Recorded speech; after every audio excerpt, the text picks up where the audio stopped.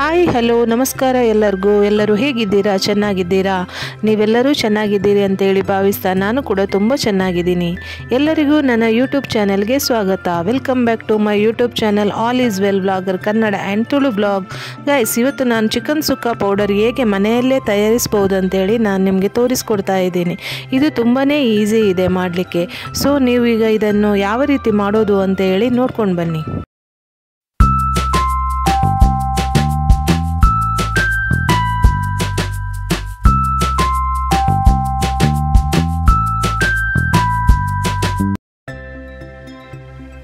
ಈ ಚಿಕನ್ ಸುಕ್ಕ ಮಾಡೋದಕ್ಕೆ ಏನು ಜಾಸ್ತಿ ಟೈಮು ಬೇಕಾಗಿಲ್ಲ. ಇವಾಗ ನಾನು ಗ್ಯಾಸ್ ಮೇಲೆ ಒಂದು ಬಾಣಲೆ ಇಟ್ಕೊಂಡಿದ್ದೀನಿ. ಇದಕ್ಕೆ ಇವಾಗ ನಾನು ಎಲ್ಲ ಈ ಕೆಲವೊಂದು ಐಟಮ್ಸನ್ನು ಡ್ರೈ ರೋಸ್ಟ್ ಮಾಡಬೇಕು. ಸೊ ಅದನ್ನು ಡ್ರೈ ರೋಸ್ಟ್ ಮಾಡ್ಕೊಳ್ತಾ ಇದ್ದೀನಿ. ಮೊದಲಿಗೆ ನಾನು ಇಲ್ಲಿ ಪಲಾವ್ ಎಲೆನ ಹಾಕ್ಕೊಳ್ತೀನಿ. ಒಂದು 4 ಪಲಾವ್ ಎಲೆ ಹಾಕಿದ್ದೀನಿ. ಆಮೇಲೆ ಒಂದು 3 ಚಕ್ಕೆ ಹಾಕ್ಕೊಂಡಿದ್ದೀನಿ. 3-4 ಪೀಸ್ ಚಕ್ಕೆ ಹಾಕ್ಕೊಂಡಿದ್ದೀನಿ. ನಂತರ ಒಂದು ಸ್ವಲ್ಪ ಹೂವು ಹಾಕ್ಕೊಂಡಿದ್ದೀನಿ, ಕಲ್ಲು ಹೂವು. ಆಮೇಲೆ ಒಂದು 3/4 ಸ್ಪೂನ್ ಆಗುವಷ್ಟು ಸೋಂಪು ಹಾಕ್ಕೊಂಡಿದ್ದೀನಿ. ಇಲ್ಲಿ ನೋಡಿ, ಸೋಂಪು ಹಾಕ್ಕೊಂಡಿದ್ದೀನಿ.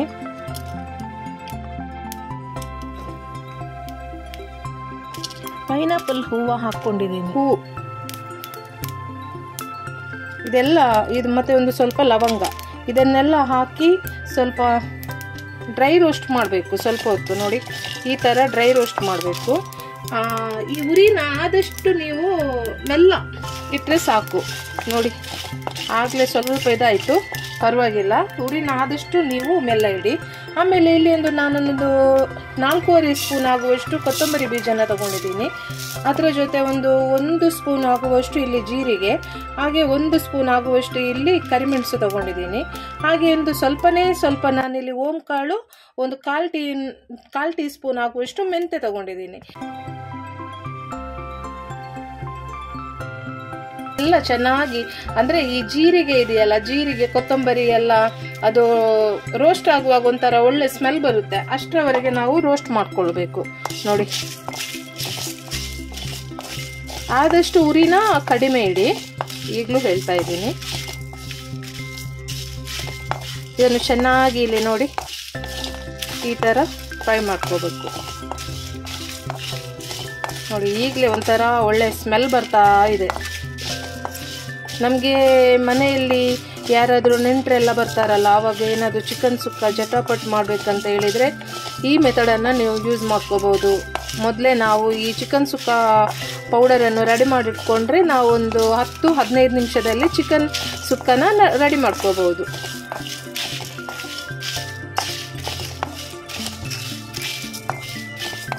ನೋಡಿ, ಎಷ್ಟು ಚೆನ್ನಾಗಿ ರೋಸ್ಟ್ ಆಗ್ತಾ ಇದೆ ನೋಡ್ಬೋದು ನೀವು. ಒಳ್ಳೆ ಘಮನೂ ಬರ್ತಾ ಇದೆ. ಎಲ್ಲ ಮಸಾಲೆ ಪದಾರ್ಥ ಎಲ್ಲ ಆ್ಯಡ್ ಆಗಿ ಚೆನ್ನಾಗಿ ಘಮ ಬರ್ತಾ ಇದೆ.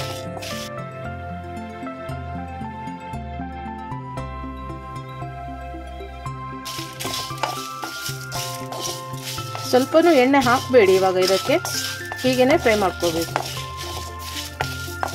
ನೋಡಿ, ಇಲ್ಲಿ ಕಲರ್ ಎಲ್ಲ ಚೇಂಜ್ ಆಗ್ತಾ ಇರೋದು ಕಾಣ್ಬೋದು ನೀವು. ನೋಡಿ, ಇಷ್ಟು ಚೆನ್ನಾಗಿ ಕಲರ್ ಎಲ್ಲ ಚೇಂಜ್ ಆಯಿತು.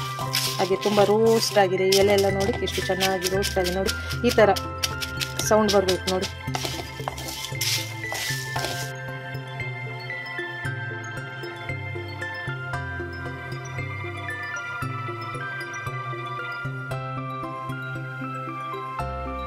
ಸಾಕು ಅನಿಸುತ್ತೆ.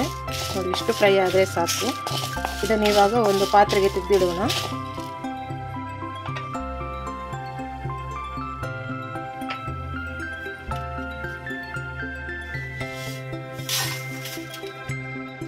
ನಂತರ ಅದೇ ಬಾಣಲೆಗೆ ನಾನಿಲ್ಲಿ 1 ಸ್ಪೂನು ಇಲ್ಲಿ ತೆಂಗಿನ ಎಣ್ಣೆ ಯೂಸ್ ಮಾಡ್ತಾ ಇದ್ದೀನಿ.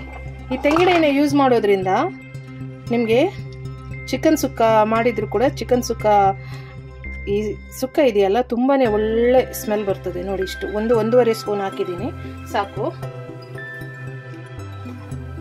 ಇಲ್ಲಿ ನಾನು ಒಂದು 30 ಬ್ಯಾಡಗಿ ಮೆಣಸು ತಗೊಂಡಿದ್ದೀನಿ.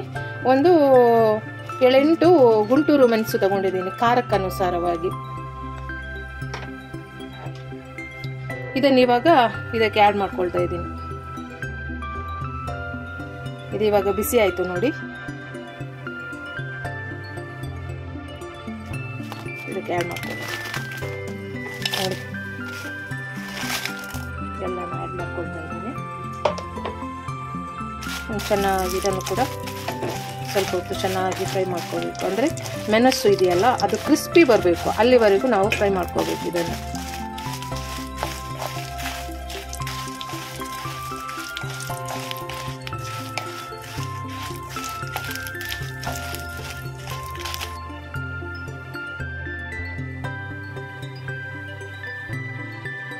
ನಮ್ಮ ಮಂಗಳೂರು ಸ್ಟೈಲಲ್ಲಿ ನಿಮಗೆ ಇವತ್ತು ನಾನು ಚಿಕನ್ ಸುಕ್ಕ ಪೌಡರ್ ಮಾಡೋದನ್ನು ಹೇಳಿಕೊಡ್ತಾ ಇದ್ದೀನಿ. ಮಂಗಳೂರು ಕಡೆ ಎಲ್ಲ ಹೋದರೆ ನೀವು ನೋಡ್ಬೋದು, ಚಿಕನ್ ಸುಕ್ಕ ಇರೋದು ಹೋಟೆಲ್ಗಳಿಲ್ಲ, ಚಿಕನ್ ಸುಕ್ಕ ಮಾಡಿರೋದ ಮನೆಗಳಿಲ್ಲ. ಹಾಗೆ ಇವಾಗ ಎಲ್ಲರೂ ಚಿಕನ್ ಸುಕ್ಕ ಮಾಡೋದನ್ನು ಕಲ್ತಿದ್ದಾರೆ. ಆದರೂ ಮಂಗಳೂರಲ್ಲಿ ಫೇಮಸ್ ಅಲ್ವಾ ಚಿಕನ್ ಸುಕ್ಕ. ಅದರ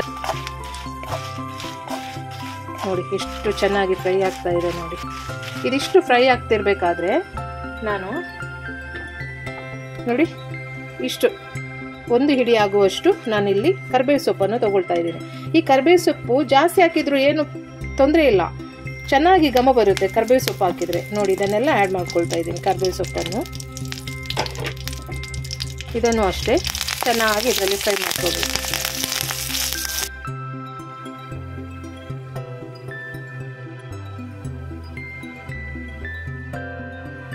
ಈ ಕರಿಬೇವು ಎಲೆ ಇದೆಯಲ್ಲ ಅದು ಕ್ರಿಸ್ಪಿ ಬರುವವರೆಗೂ ನಾವು ಫ್ರೈ ಮಾಡ್ಕೋಬೇಕು. ಯಾಕಂದರೆ ಕರಿಬೇವು ಎಲೆ ಕ್ರಿಸ್ಪಿ ಬರಲಿಲ್ಲ ಅಂದರೆ ಅದು ಪೌಡರ್ ಸ್ವಲ್ಪ ಅಂಟ್ಕೊಳ್ಳುತ್ತೆ ನಾವು ಮಿಕ್ಸಿ ಜಾರಿಗೆ ಹಾಕ್ಕೊಳ್ಳುವಾಗ. ಅದಕ್ಕೋಸ್ಕರ ಹೇಳ್ತಾ ಇದ್ದೀನಿ, ಈ ಕರಿಬೇವು ಸೊಪ್ಪು ಸ್ವಲ್ಪ ಕ್ರಿಸ್ಪಿ ಆಗಲಿ, ಅಲ್ಲಿವರೆಗೂ ಚೆನ್ನಾಗಿ ಫ್ರೈ ಮಾಡ್ಕೋಬೇಕು.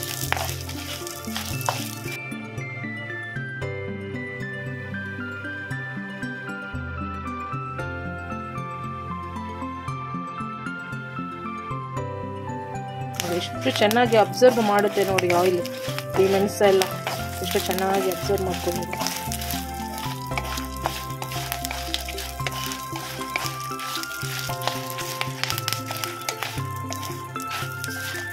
ನಾನು ನನ್ನ ಚಾನಲಲ್ಲಿ ಒಂದು ಸಲ ಚಿಕನ್ ಸುಕ್ಕ ರೆಸಿಪಿನ ಹಾಕಿದ್ದೆ.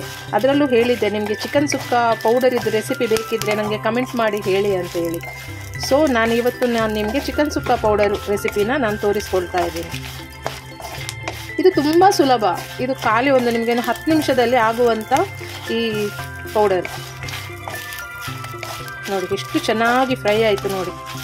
ಸೌಂಡ್ ಕೇಳ್ತಿದೆಯಾ?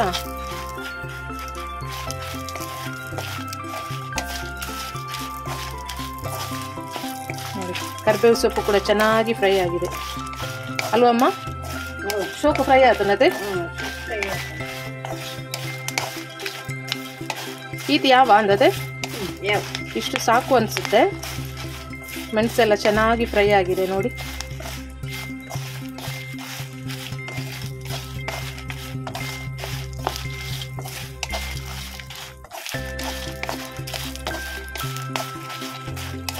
ಇವಾಗ ಇದನ್ನು ಕೂಡ ಒಂದು ಪಾತ್ರೆಗೆ ತೆಗೆದಿಡುವ. ಸಾಕಿಷ್ಟು. ಇವಾಗ ಇದಕ್ಕೆ ನಾನು ಒಣ ಕೊಬ್ಬರಿನ ಹಾಕ್ತಾ ಇದ್ದೀನಿ. ಇಲ್ಲಿ ನಾನು ಒಂದು ಅರ್ಧ ಹೋಳ್ನಷ್ಟು ಒಣ ಕೊಬ್ಬರಿನ ಈ ಥರ ಕಟ್ ಮಾಡಿಟ್ಕೊಂಡಿದ್ದೀನಿ. ಇದರಲ್ಲಿ ನಾನು ಸ್ವಲ್ಪ ಹಾಕ್ಕೊಳ್ತೇನೆ ನೋಡಿ. ಇಷ್ಟು ಸಾಕು ಅನಿಸುತ್ತೆ. ಇದನ್ನು ಕೂಡ ಸ್ವಲ್ಪ ಹೊತ್ತು ಫ್ರೈ ಮಾಡಬೇಕು.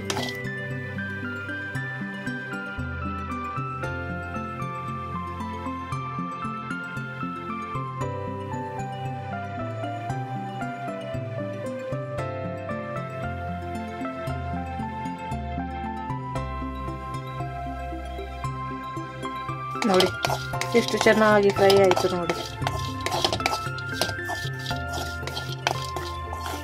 ಈ ಒಣ ಕೊಬ್ಬರಿಯಲ್ಲಿ ಏನಂದರೆ ಸ್ವಲ್ಪ ಆಯಿಲ್ ಬಿಟ್ಕೊಳ್ಳುತ್ತೆ ನಾವು ಫ್ರೈ ಮಾಡ್ಕೋಬೇಕಾದ್ರೆ. ಕಾಣ್ಬೋದು ನೀವು ನೋಡಿ, ಒಂಥರ ಇಲ್ಲಿ ಪಸೆ ಉಳಿದಿದೆ ನೋಡಿ. ಮತ್ತೆಮ್ಮ ಪಸೆ ಉಂಡತ್ತೆ ನೆಟ್ಟು ಪಂಡ ಒಂಚೂರು ಆಯಿಲ್ ಉಪ್ಪುಣತ್ತೆ ಅಂಚ. ಆಯಿಲ್ ಉಪ್ಪುನಾಗ ಪಸೆ ಬಿಡ್ಪುಣ ಅಂದತೆ ಎಣ್ಣೆ ಬಿಡ್ಪುಣ ಆಯ್ತು ಪಾಂಡ. ಇದು ಯಾವ ಅಂದತೆ ಸಾಕು ನೋಡಿ, ಇಷ್ಟು ಫ್ರೈ ಆಗಿದೆ. ಇಷ್ಟು ಫ್ರೈ ಆದರೆ ಸಾಕು ನೋಡಿ, ಅಲ್ಲಲ್ಲಿ ಸ್ವಲ್ಪ ಬ್ರೌನಿಶ್ ಬಂದಿದೆ ಅಲ್ಲ, ಇಷ್ಟು ಫ್ರೈ ಆದರೆ ಸಾಕು. ಇವಾಗ ಗ್ಯಾಸ್ ಸ್ಟವ್ನ ಆಫ್ ಮಾಡ್ಕೊಳ್ಳುವ. ಇದನ್ನು ಕೂಡ ನಾನು ಇವಾಗ ಬೇರೆ ಪಾತ್ರೆಗೆ ತೆಗೆದಿಡ್ತೀನಿ. ಸೊ ಇವಾಗ ನಾವು ಬಿಸಿ ಮಾಡಿಕೊಂಡಿರುವಂತಹ ಈ ಮಸಾಲೆ ಪದಾರ್ಥಗಳನ್ನೆಲ್ಲ ನಾವೀಗ ಒಂದು ಮಿಕ್ಸಿ ಜಾರಿಗೆ ಹಾಕಿ ಇದನ್ನು ಚೆನ್ನಾಗಿ ಪೌಡರ್ ಮಾಡ್ಕೊಂಡು ತರೋಣ. ಇದೆಲ್ಲ ಮಸಾಲೆ ಪದಾರ್ಥಗಳನ್ನು ನಾನು ಫ್ರೈ ಮಾಡಿ ಇಟ್ಕೊಂಡಿದ್ದೆಲ್ಲ ಅದೆಲ್ಲ ತಣ್ಣಗೆ ಆದಮೇಲೆ ಇದಕ್ಕೆ ಇವಾಗ ನಾನು ಸ್ವಲ್ಪನೇ ಆ್ಯಡ್ ಮಾಡಿಕೊಂಡು ಕೊಬ್ಬರಿನ ಹಾಕ್ಕೊಂಡಿದ್ದೀನಿ. ಹಾಗೆ ಸ್ವಲ್ಪ ಇಲ್ಲಿ ಈ ಮೆಣಸು ಇದನ್ನೆಲ್ಲ ಹಾಕಿ ಚೆನ್ನಾಗಿ ನೈಸ್ ಪೇಸ್ಟ್ ಮಾಡಿ ತರುವ.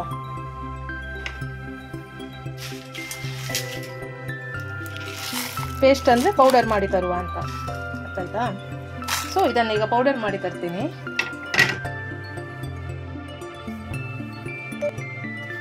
ಗೈಸ್ ಇಲ್ಲಿ ನೋಡಿ, ಇಷ್ಟು ಪೌಡರ್ ಆದಮೇಲೆ ಇದಕ್ಕೆ ನಾನು ಒಂದು ಸ್ವಲ್ಪ ಹುಣಸೆ ಹಣ್ಣನ್ನು ಆ್ಯಡ್ ಮಾಡ್ಕೊಳ್ತಾ ಇದ್ದೀನಿ.